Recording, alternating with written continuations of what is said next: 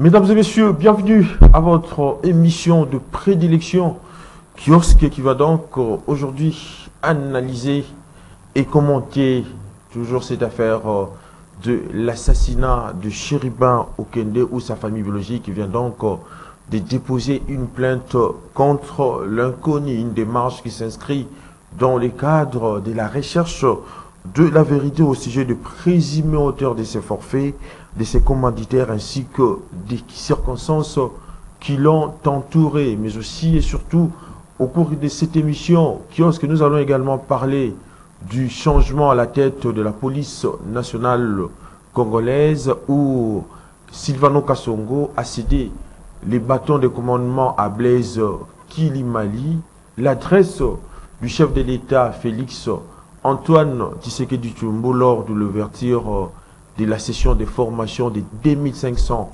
magistrats, une question qui remet sur la sellette la problématique autour de la justice en République démocratique du Congo. Voilà toutes ces questions qui vont donc constituer les lignes de mire de cette émission Kiosque, analyse et commentaires avec Corneille Moulumba qui n'est plus à présenter, mais je vous signale qu'on allait être avec Dou Jésus Beledou Roger Bolenge Tenge Bolenge et puis Eric Kuziami, mais ils nous ont fauché compagnie. Mais nous sommes là pour vous tenir donc compagnie. Corneille Moulumba, d'entrée de jeu, comment vous analysez toutes ces circonstances qui ont entouré la mort ou l'assassinat crapuleux de Chérubin Okende? Mon cher Eddy, permettez-moi d'abord de présenter mes très sincères condoléances à la famille de M. Okende, famille biologique, famille politique, et M. Katumbi, qui en est le président de cette famille politique. Je voudrais dire que Chérubin Okende était mon ami, était mon frère. Donc c'est une douloureuse information que d'apprendre la mort dans ces conditions-là. Tout le monde meurt bien sûr, d'apprendre la mort dans ces conditions-là de Chérubin Okende. Maintenant, nous sommes des acteurs politiques, on doit mettre le sentiment de côté. Oui. Un Congolais a été tué dans des conditions atroces.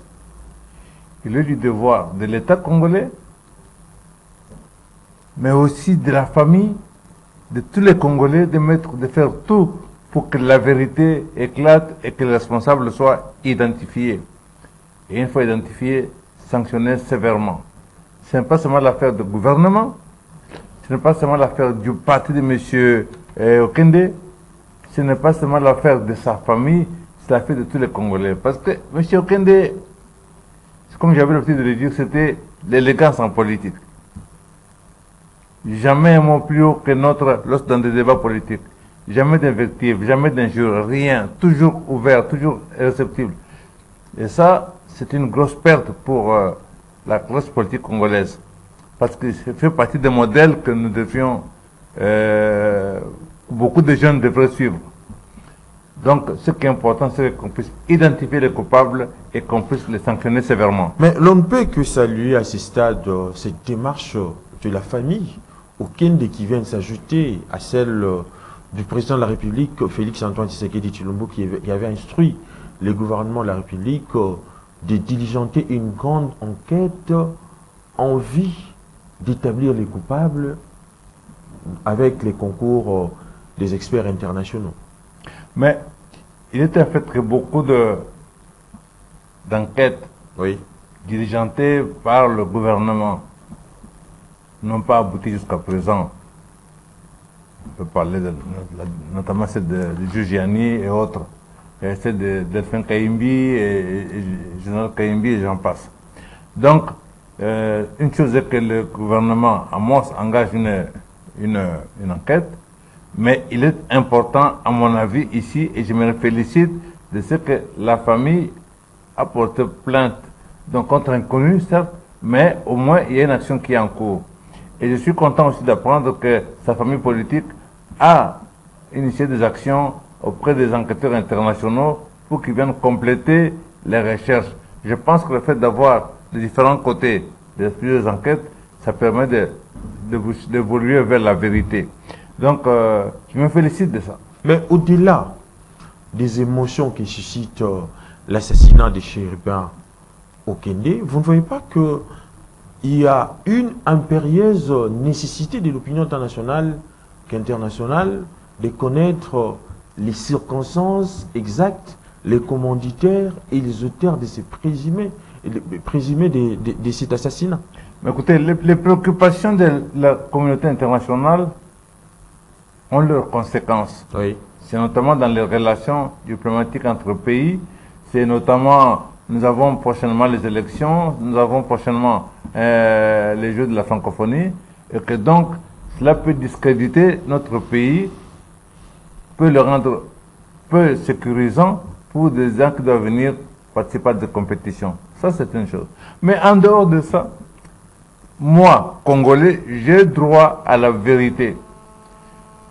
Moi, Congolais, j'ai mon compatriote qui a été tué, on ne sait pas par qui, dans quelles circonstances, alors j'ai besoin de la vérité. Et si on identifie cette vérité, alors les responsables doivent être sévèrement punis, quel qu'il soit, et à quel niveau de l'État qu'il se situe, s'il s'agit d'un assassinat de cet enfant. Mais la mort de Chérubin Okende appelle donc à des zones d'ombre. Et s'agissant de cette zone d'ombre, il y a également des comportements troublants du garde-corps de Chérubin Okende. S'il est réellement établi que ces messieurs seraient arrivés avec son chef au parking de la Cour constitutionnelle et seraient sortis de véhicule pour aller déposer à la réception les courriers des défunts sollicitant le report, comme l'on a dit, les vendredis 14 juillet 2023. Il y a également cette... on peut aussi s'interroger sur cette affaire de l'abandon des postes de la part de son garde du corps qui du reste a laissé la personne qui est commise à sa garde pour aller directement déposer les courriers. Mais bien sûr c'est important, mais j'ai l'impression que on se limite, on a tendance à se limiter à ce qui est, je ne vais pas dire secondaire, mais le plus important est ailleurs. Le plus important, c'est de savoir quel est le mobile de cet assassinat. Oui. Quel est le mobile? Qui, si le chauffeur ou le garde ou n'importe qui est celui qui a tiré, qui lui a donné, qui l'a armé, qui a commandité, c'est ça qui est important. Donc, ne nous limitons pas à ce que, à l'exécutant. Faisons attention, cherchons d'abord à comprendre pourquoi on l'a tué et qui a eu intérêt à le faire exactement. Mais les mobiles entourent plusieurs zones d'ombre, mais c'est... Mais c'est ça que je veux dire, c'est ça que je veux dire. Interrogeons-nous. À ce propos, moi je ne comprends pas que qu'on nous dise, voilà, on a arrêté un suspect, n'est-ce pas? Oui. Mais le premier des suspects, ce n'est pas le garde. Le premier des suspects, c'est le juge, M. Lumbu. Oui. Mais c'est lui qui est le premier suspect, c'est lui qui a lancé l'invitation. Oui. Donc, logiquement, en toute logique, en tout bon sens, M. Lumbu devrait se déporter, donc devrait être suspendu pour besoin d'enquête, parce qu'il ne peut pas être à la fois lui-même suspect et rester juge. Quelque part, il y a un entrave au bon fonctionnement de la justice. Donc, il devrait être suspendu pendant tout le temps d'enquête. C'est lui qui a lancé l'invitation. Pourquoi? Pourquoi celui-là? Et pourquoi pas tous les ministres? C'est une question. Comment se fait-il que M. Okende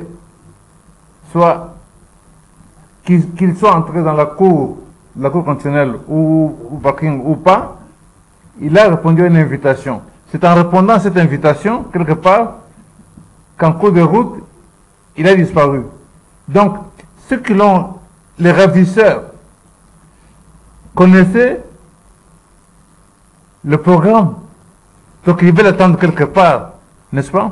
Je ne suis pas enquêteur, je ne suis pas expert, mais j'essaie de raisonner en tout homme normalement équilibré. Mais après avoir constaté l'absence de Cherubin Okende dans le parking de la Cour constitutionnelle, pourquoi ne pas alerter les cohortes de militaires policiers chargés de la sécurité de la Cour constitutionnelle, cette haute cour sensible, surtout en cette période préélectorale? Ce sont toutes des questions qui se posent logiquement. Oui. Mais je veux dire, la première question, la première personne à interroger, c'est le juge. Oui. C'est le juge, l'homme qui l'a invité. C'est lui le premier doit être interrogé. Donc il ne peut pas être interrogé en étant juge. Il faut qu'il soit, ne fût-ce que dans une parenthèse, suspendu pour permettre le bon déroulement de la justice.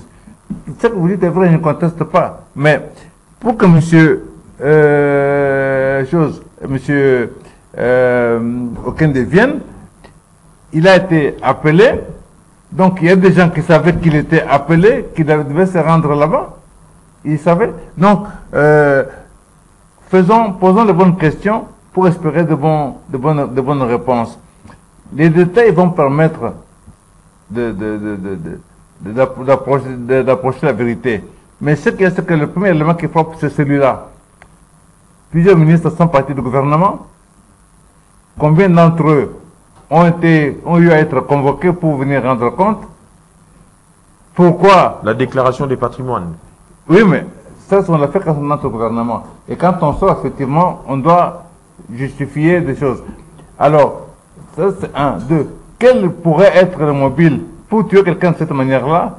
Il y a soit une affaire mafieuse, c'est possible, ou une affaire politique grave que l'on veut cacher, ou bien, c'est un des principaux mobiles, moi je pense, soit une affaire mafieuse, soit une affaire politique grave que l'on veut je veux dire, dissimuler. Mais après les dépôts du courrier au niveau de la Cour constitutionnelle, on devait vérifier s'il y a eu quand même un accusé de réception.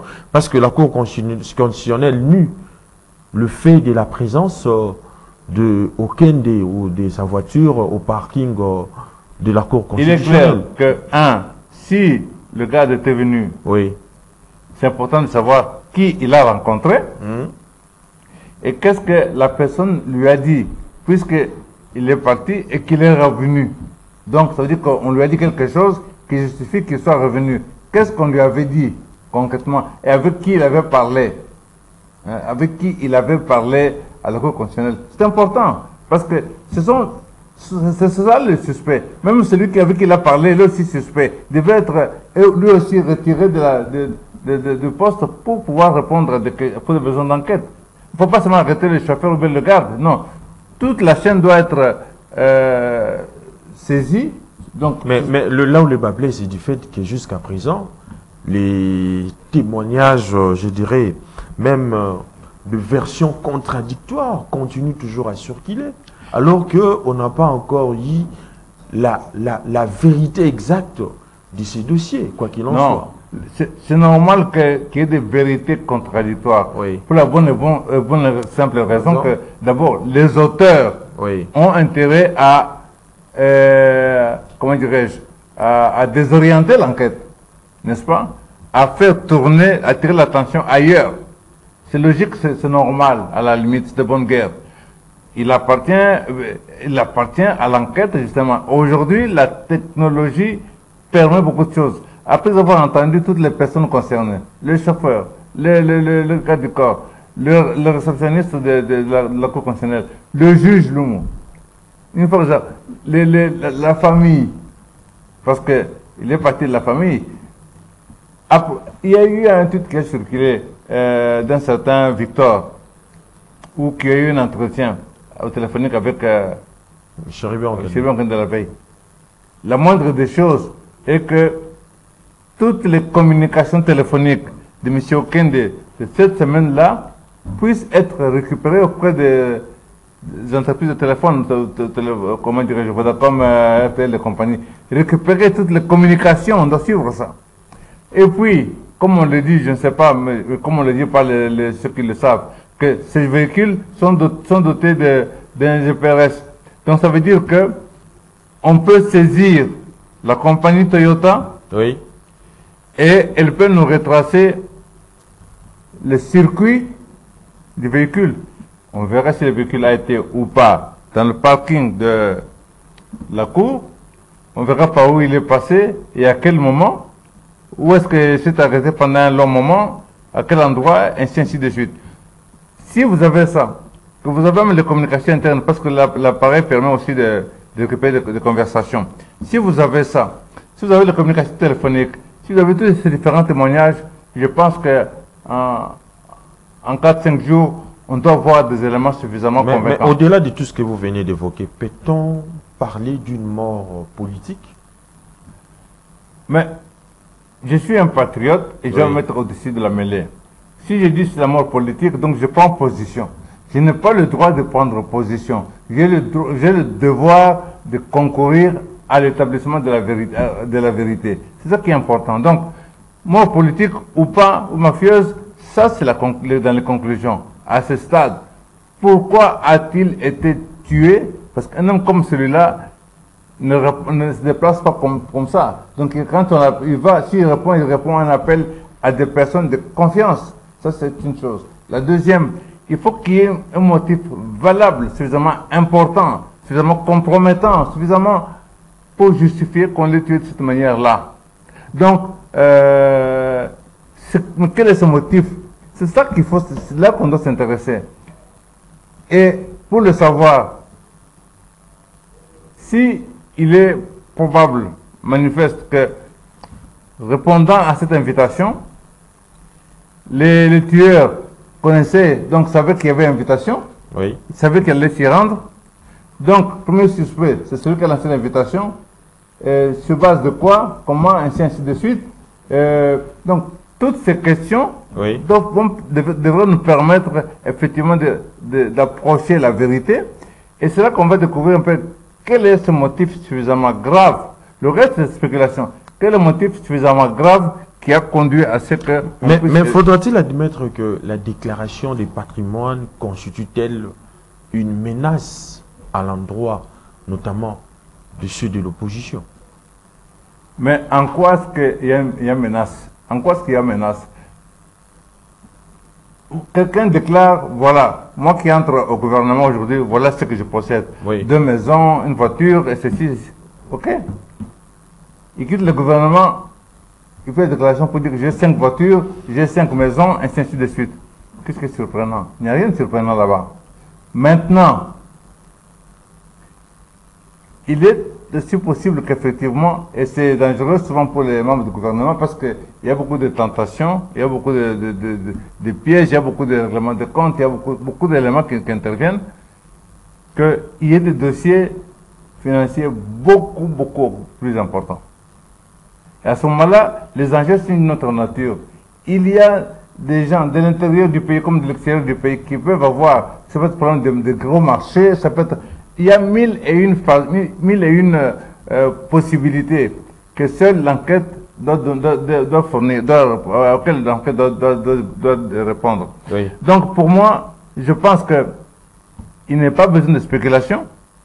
Je me réjouis que non seulement il y a l'enquête, comme vous avez dit, demandée par le gouvernement, l'enquête demandée par la famille, il y a une enquête même internationale demandée par le gouvernement, et il y a une enquête internationale demandée par la famille politique de l'ensemble.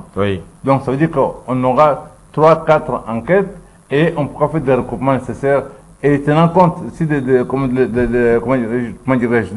nouvelles technologies en termes de communication, en termes d'écoute et tout ça, et d'image, n'est-ce pas, et de géolocalisation. Je pense qu'on va serrer le plus possible la vérité. Et dans cette affaire, plus que d'autres, peut-être, si les gens ne lâchent pas prise, la vérité devra sortir. Mais s'il faut analyser de fond à comble cette affaire, Corneille Mulumba, vous ne voyez pas que cette tuerie vient donc de l'extérieur pour créer une certaine piscose dans cette période des élections, surtout qui se profile à l'horizon en République démocratique? Sincèrement, je ne me préoccupe pas de ça. Sincèrement, je ne m'en préoccupe pas. Je ne me préoccupe qu'une chose aujourd'hui, savoir pourquoi Cherubin Okende est mort, pourquoi on l'a tué sauvagement. La manière dont les choses sont passées, ça veut dire, ça montre que ce ne sont pas des Koulouna qui l'ont tué. Ce n'est pas des Koulouna. C'est quelque chose de bien monté, bien préparé, bien ficelé, oui. de bout en bout. De bout en bout. Donc, il faut remonter dans les conceptions de stratégies de cette nature-là et des professionnels. Donc, si on écarte les Koulouna, vous voyez déjà que on écarte certaines hypothèses, n'est-ce pas? Et qu'on doit en garder d'autres. Il faut s'intéresser aux mobiles. Pour connaître le mobile, il faut s'intéresser à ceux qui l'ont convoqué, parce que manifestement, comme j'ai dit tout à l'heure, les tueurs savaient qu'ils devaient se rendre à tel endroit, oui, et qu'ils l'attendaient. Et qu'ils l'attendaient. Si les tueurs savaient qu'ils devaient se rendre à tel endroit et qu'ils l'attendaient, c'est que ceux qui ont lancé l'invitation sont suspects. Mais peut-être qu'ils peuvent être manipulés eux-mêmes. C'est possible. Je ne condamne personne à ce stade. Il n'y a lieu de condamner personne. Il n'y a rien qui dit que, voilà, un suspect n'est pas un condamné. Mais il est clair que si celui qui a envoyé l'invitation l'a envoyé lui-même à la demande ou sur ordre, celui qui a ordonné ou celui qui a demandé en sait quelque chose. C'est comme ça qu'on peut remonter jusqu'au bout de l'affaire. Mais avec cet assassinat, Corneille Mulumba, peut-on dire aujourd'hui que c'est la fin de la démocratie en République démocratique du Congo? Moi, je ne tire pas de conclusion hâtive. Simplement, c'est la manière dont c'est la suite qui va le déterminer. Si l'enquête se déroule normalement et que les assassins sont identifiés, qui sont sanctionnés, la démocratie n'est pas en péril. La démocratie sera en péril si l'affaire est étouffée. Ça veut dire qu'on peut faire des choses et sans suite. Mais tant qu'à ce stade, des enquêtes sont demandées et qu'effectivement, on s'attend à ce qu'elles débouchent sur des vérités, pour moi, à ce stade, la démocratie n'est pas menacée. C'est seulement qu'il y a insécurité. À ce stade, on peut parler d'insécurité. Oui. La démocratie sera menacée si on étouffe l'affaire, si on étouffe les enquêtes. Très bien. Beaucoup un peu ce chapitre pour parler de notre sujet, Sylvano Kasongo, ou Blaise Kilimbalimba vient donc de succéder à Sylvano Kasongo au niveau de la police nationale congolaise, ville-province de Kinshasa. Vous, en tant que politique, comment voyez-vous ces problèmes, surtout avec cette insécurité qui bat son plein dans la ville-province de Kinshasa? Non, je trouve que je préfère souhaiter bon vent au général Kasongo. C'est souhaiter... qui est du reste envoyé à Chikapa. Qui est souhaité beaucoup de succès au nouveau inspecteur général de la police. Oui. Il y a l'insécurité sérieuse dans la ville de Kinshasa, même dans le pays. Nous ne pouvons que le souhaiter grand succès et demander à tous les Congolais lui apportent leur soutien pour qu'ils réussissent. Et s'ils réussissent, c'est le Congo qui gagne. Mais à cet effet, on est toujours en droit de dire que le nouveau chef de la police nationale congolaise dans la capitale a la connaissance du terrain puisqu'il a travaillé aux côtés du général Kasongo pour y avoir déjà travaillé ainsi. Il va y mettre à profit toute son énergie pour mettre fin à cette situation de l'insécurité qui bat son plein. Moi, c'est un souhait. Je ne peux que le souhaiter. Oui. Franc succès. C'est normal. Je ne le connais pas personnellement. Je ne suis pas de la police pour apprécier ses services. Ceux qui l'ont désigné savent pourquoi ils l'ont désigné. Et j'ose espérer qu'ils l'ont désigné pour la bonne cause et qu'il est de mon devoir d'appeler tous les Congolais à le soutenir pour qu'il réussisse dans sa nouvelle fonction. Donc, il n'y a pas d'a priori à avoir, mais nous resterons aussi rigoureux. Si le travail n'est pas fait dans le bon sens, nous serons aussi obligés de critiquer.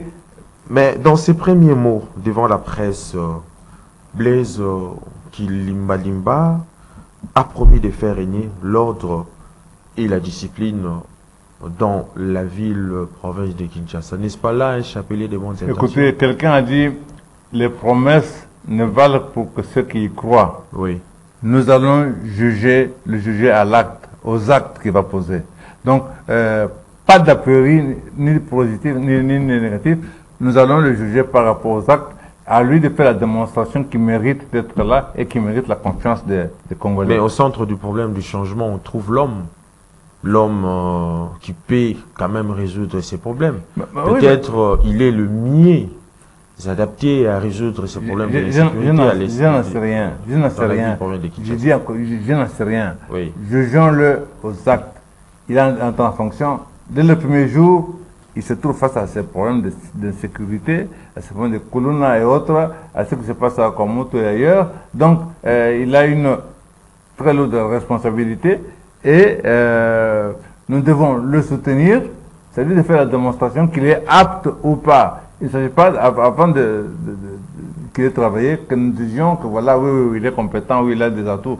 Bon, bien sûr qu'il a des atouts, sinon il n'occuperait pas ses grades dans la police nationale. C'est clair qu'il doit avoir des atouts. Mais en tant que politique, comment jugez-vous les passifs de Sylvano Kasongo à la tête de la police nationale congolaise?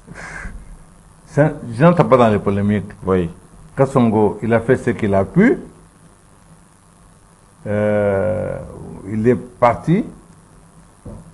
Son bilan peut être fait. Je constate que nous sommes toujours en plein dans l'insécurité, si pas aggravé même, et que donc, sans le juger, je ne vais pas le juger, vous avez reçu un mandat, vous l'exercez, et au mieux que vous pouvez, après vous quittez, après vous qu'un autre arrive, il fait ce qu'il lui pense être bien. L'essentiel est que les choses évoluent dans le sens positif de notre pays. Je ne peux que souhaiter bonne chance au nouvel inspecteur général. Donc il faut conclure que Kasongo n'a pas pu résoudre ces problèmes de l'insécurité. Il faut laisser à d'autres ce genre de questions. Corneille Mulumba, bouclons ce chapitre pour parler cette fois-ci de l'adresse du président de la République les samedi dernier devant le magistrat nouvellement recru lors de la session de leur formation où le chef de l'État avait adressé un mot à leur égard. Mais pour une analyse approfondie, Corneille Mulumba, l'image que la mémoire collective continue de garder de la magistrature congolaise est celle d'une institution qui s'est dangereusement écartée de sa mission qui consiste donc à la régulation de la société à travers la distribution du bon droit. Qu'en dites-vous? Non, mais l'image est négative. Et à juste titre, quand on voit comment beaucoup de magistrats se comportent, c'est triste, et à tous les niveaux, hein, n'est-ce pas? Donc, il y a la magistrature, il y a le magistrat suprême.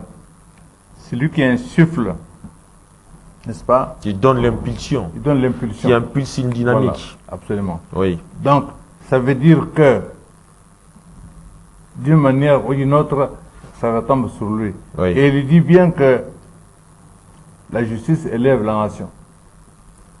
Mais si la magistrature est faible, corruptible, comment pouvons-nous espérer attirer les étrangers sur notre sol? On parle beaucoup d'appeler les investisseurs. Quel est cet investisseur qui viendra chez nous et qui se retrouvera face à l'injustice, dont le patrimoine peut être confisqué injustement et les tribunaux ne font pas leur travail, ainsi de suite. Donc, je pense que il faut être très, très, très rigoureux. Oui. Avec notre justice. Je pense que quand il dit que la justice élève une nation, oui, c'est vrai, mais ça ne peut pas rester un slogan. Nous devons créer les conditions, nous devons mettre nos magistrats dans des conditions pour qu'ils puissent faire le travail honnêtement. Ça, c'est une chose. Il faut, de l'autre côté, être très, très, très, très sévère contre les magistrats véreux. Mais ça veut dire que les hommes que l'on met à la tête, que l'on met comme procureur et autres, soit des personnes qui est à la fois la carrure, qui est la personnalité, qui ont la rigueur nécessaire pour soient des incorruptibles. Mais parmi eux, il y a des jeunes. Est-ce qu'on peut trouver cette qualité au milieu de ces jeunes-là? Mais tant mieux s'il y a des jeunes, parce que ça veut dire que les jeunes, on a encore un peu de temps pour les modeler. Oui. Ils arrivent, ils entrent, on peut les modeler pour qu'ils aient ce profil-là, parce que c'est ce profil-là dont on a besoin. Sinon, c'est la jungle, c'est la loi du plus fort. Le plus fort vient, il peut payer les magistrats, payer les juges, payer les avocats, même de la partie adverse, pour arriver à quelque chose. Or, lorsque ce genre de choses est établi, c'est pour ça qu'il y a notamment l'inspection du service judiciaire, pour qu'effectivement, qu'on mette à la tête de cette institution, lui donner un rôle très important et donner à tout Congolais la possibilité d'y recourir, que les Congolais sachent que cette institution existe et qu'effectivement, si vous lui apportez les preuves qu'effectivement ce magistrat est véreux, ce magistrat est corrompu, et que cette institution puisse agir de manière très stricte et très rapide. Donc, que les Congolais sachent qu'il y a une institution, que cette institution soit dotée par des dirigeants, des personnes qui ont ce profil-là, parce que ceux qui vont faire en sorte que notre justice soit inspire de nouveau confiance. Il faut restaurer la justice congolaise. C'est un grand travail, c'est un grand chantier. Mais Corneille Mulumba, on a beau recruter les nouveaux magistrats aujourd'hui et tenter de les mettre dans des conditions maximales de service, mais là où les débat plaît, c'est du fait que les antivaleurs dénoncés et résumés par le 3V, veste, voiture et voire même villa, et tous ces antivaleurs ont plus que la peau dure. Non, c'est comme pour qui dirait, en voulant chasser les naturels, on revient toujours au galop. Non, la recherche du bien-être est quelque chose de tout à fait normal. Oui. Que vous ayez cherché à avoir une maison, c'est normal. Que vous cherchiez à avoir un véhicule, c'est normal. Que vous cherchiez à être bien habillé, c'est normal. Il n'y a aucun mal à cela, n'est-ce pas? Le problème n'est pas là. Le problème maintenant, il dit, vous les avez obtenus comment? Si vous avez à votre âge un building de 10 étages, il est normal que, tenant compte, on s'intéresse à vos revenus, qui est un organisme qui s'intéresse à vos revenus, pas pour vous confisquer. Monsieur le journaliste, félicitations pour le bâtiment que vous avez fait construire, bien que vous avez acheté. Montrez-nous d'où viennent les moyens. Vous êtes général d'armée, vous êtes un général, vous avez un revenu qui est connu. Bon, on vous trouve dans un grand luxe. Pas de problème. Pour vous nous dire que vous avez obtenu cela. Oui. Vous justifiez, c'est tout. Si vous pouvez, il n'y a pas de problème. Si vous ne pouvez pas, si vous n'êtes pas en mesure de prouver, ça veut dire que c'est un bien qui a été obtenu par des moyens illégaux. Donc, l'État doit agir. Comment gérer la situation? Ça, les experts pourront le dire. Mais il faut trouver des formules. Pour moi, le problème, c'est pas VVVV, mais le problème, c'est comment vous avez obtenu cela. Mais à une certaine époque, Corneille Mulumba, certains compatriotes s'étaient même plaints de la montée, je dirais même en force, de la République de magistrats au détriment de l'état des droits dont a toujours prôné le président de la République. Mais ils ont eu raison, ils ont raison, ça continue. Quand vous allez à Makala, vous trouvez qu'il y a plein de gens qui sont là-bas et vous vous demandez qu'est-ce qu'ils font là. Des petits délits, ils sont là depuis 1 an, 2 ans, 3 ans, parce que le magistrat qui a le dossier est assis dessus. Oui. Ainsi de suite. Donc, ça c'est le travail du ministre de la Justice, de faire en sorte que ce service soit très actif et que ces gens de cas soient identifiés et dénoncés. Donc, nous sommes battus pour qu'il y ait un état de droit. Pas en termes de slogan, mais en termes d'effectivité. Donc, ayons aux commandes du pays, aux différents niveaux, des personnes qui peuvent faire en sorte qu'effectivement, cet état de droit devienne réalité. Qu'effectivement, les conditions de vie de notre population puissent s'améliorer. Que les populations soient sécurisées. Vous comprenez? Donc, c'est une question, dont vous l'avez dit tout à l'heure, choisissons les meilleurs d'entre nous. Ne nous préoccupons pas de leur origine tribale ou ethnique ou sociale, peu importe, Oui. ce sont les meilleurs et confions leur les responsabilités du pays aux différents niveaux et le pays en sortira grand. Mais par conséquent, Corneille Mounouba, les défis de la renaissance de la magistrature que le chef de l'État, Félix Antoine Tshisekedi Tshilombo, s'est lancé lui-même, d'abord, et l'ensemble de la nation ensuite, vous ne voyez pas que cela va donc exiger une prise de conscience collective du mal profond qui ronge l'appareil judiciaire congolais en ce moment? Je pense que le mal profond Oui. a été dénoncé 1001 fois. On en est au niveau des décisions. Quelles sont les décisions que nous prenons concrètement pour sanctionner sévèrement les magistrats véreux, pour sanctionner sévèrement les détourneurs de deniers publics? Quelles sont les décisions que nous prenons pour sanctionner tout ce qui fait que notre pays souffre jusque-là? Donc, il n'y a plus à dénoncer. On en est au moment où il faut agir. Il faut dénoncer. Mais s'il est vrai qu'il faut mettre le magistrat dans des conditions maximales pour répondre aux préoccupations soulevées par la société, surtout en termes de ces problèmes d'ordre juridictionnel, vous ne voyez pas qu'il faut les mettre à l'abri de toute tentation? Mais bien sûr, il faut le mettre à l'abri. Oui. Le mettre à l'abri financièrement, le mettre à l'abri donc socialement, je veux dire, mais c'est aussi le mettre à l'abri que de donner des pouvoirs effectifs, réels, aux services qui s'occupent justement de contrôle de l'activité des magistrats. Vous comprenez? Donc, lorsqu'on met au long des escaliers, on met des garde-fous, c'est pour que vous ne tombiez pas. L'escalier, c'est pour vous aider à monter. Oui. Mais on met des garde-fous parce que vous pouvez tomber, n'est-ce pas? La même chose.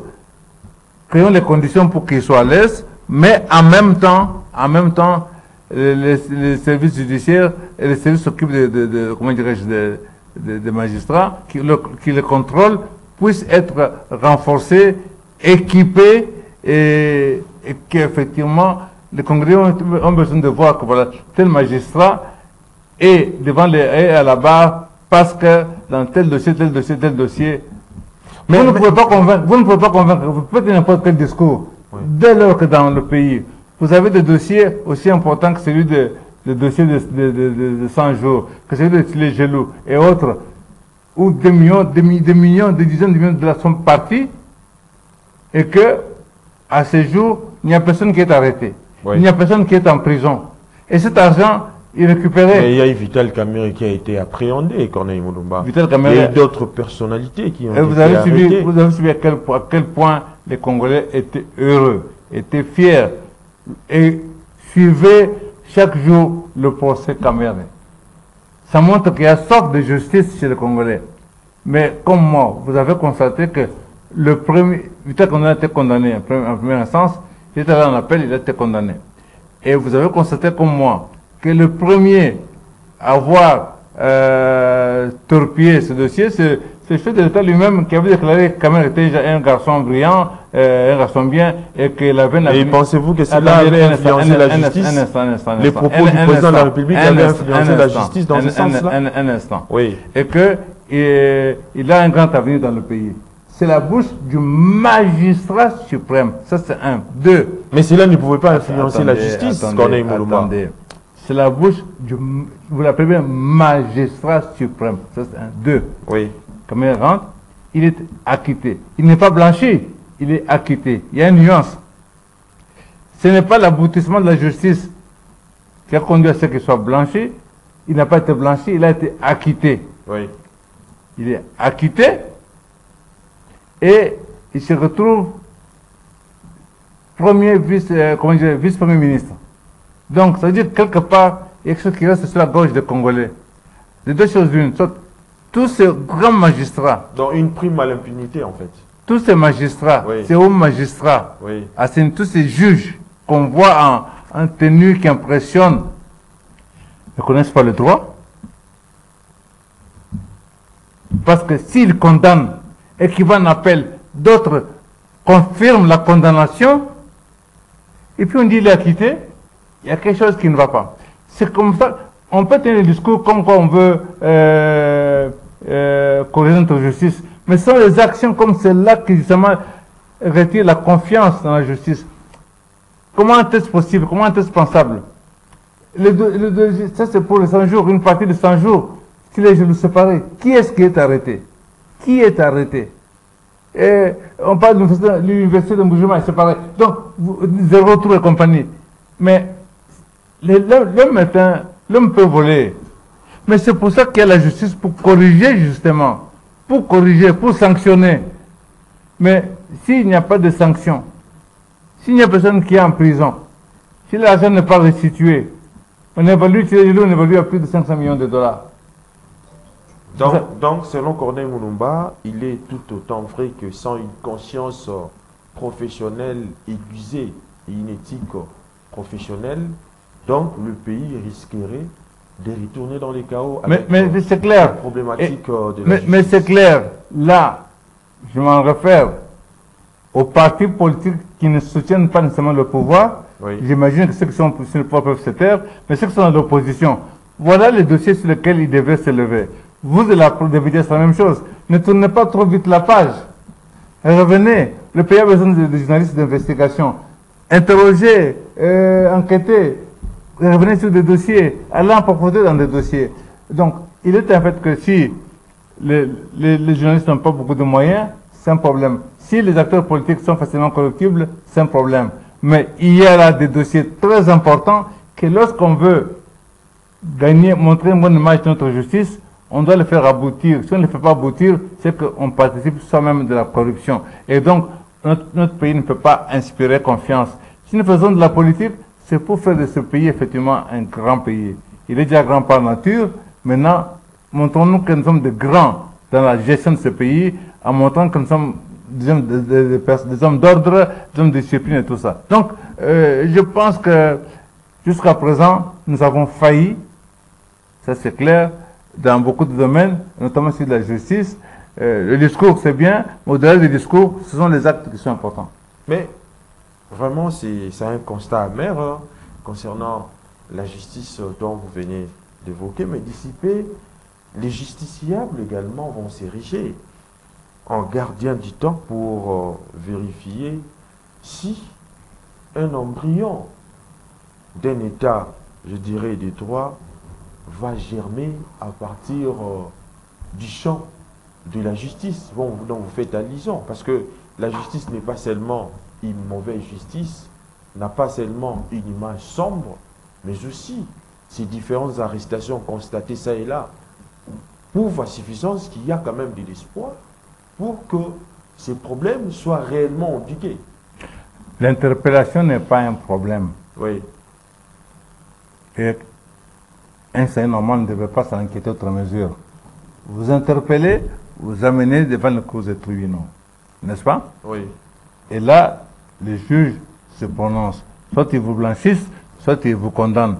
Le problème est à ce niveau-là. Donc, si on interpelle pour justifier par la suite des pots de vin, pour justifier la corruption, là, on peut pas accepter, on peut pas soutenir. Donc, le problème, c'est pas l'interpellation, le problème, c'est la suite de l'interpellation. Oui. Donc, s'il y a interpellation et que vous êtes traduit devant les juges se prononce que vous n'êtes pour rien, c'est pas de problème. Si vous êtes condamné, pas de problème. Mais si on vous prend, 10, 15 jours, 10 jours, 1 mois, 2 mois, et puis on vous libère. Vous avez des gens qui sont en prison et on se demande pourquoi ils sont là. Le cas de Oli Ilunga, le docteur Oli Ilunga, qui est là depuis, condamné à 5 ans de travaux forcés, il est là, il va le faire. Ça fait pratiquement 5 ans qu'il est là parce qu'il est en prison aussitôt à l'arrivée du nouveau pouvoir. Qu'est-ce qu'il fait là? Il a tué qui? Quel est le niveau réel de sa responsabilité quand on sait que c'est son directeur financier qui avait reconnu les faits?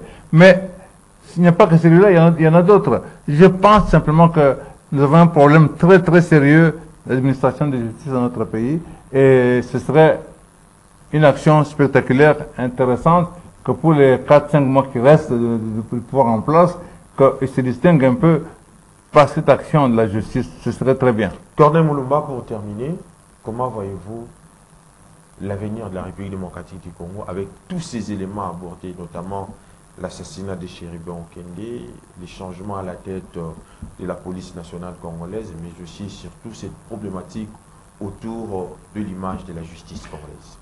Moi, je reste persuadé que nous avons un grand avenir. Le Congo, ce n'est pas n'importe quel pays. Il faut seulement que les Congolais prennent conscience de ce qu'ils sont, de ce qu'est leur pays.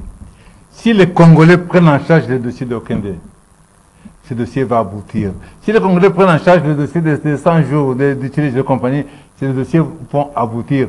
Parce que ceux qui gouvernent, ceux qui dirigent le pays, ne sont là que parce que vous les avez choisis. Et que donc, si vous ne réalisez pas que c'est vous qui les avez choisis et que c'est vous qui avez le pouvoir, tout ce qu'on appelle le peuple, le pouvoir suprême, n'est-ce pas? Si vous n'êtes pas conscient de ça, alors celui qui arrive, ministre, député, président de la République, que ce soit, se pense tout permis et qui peut faire n'importe quoi. Non, dans tous les pays du monde. La démocratie ne se trouve pas sur un plateau d'argent. C'est une conquête permanente.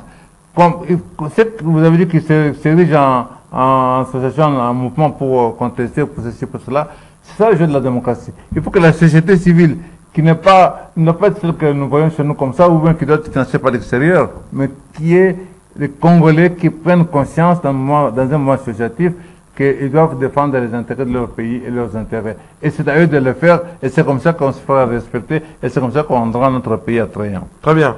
C'est par ces mots de M. Corneille Mulumba que nous mettons un terme à cette magazine kiosque réalisé par Doudou Monteri, l'homme de Mongafula, candidat aux élections qui se profilent à l'horizon. Et moi aussi, je suis candidat aussi aux législatives dans le Congo. Il faut que ça se sache. Le message est bien capté. Corneille Mulumba. Au revoir.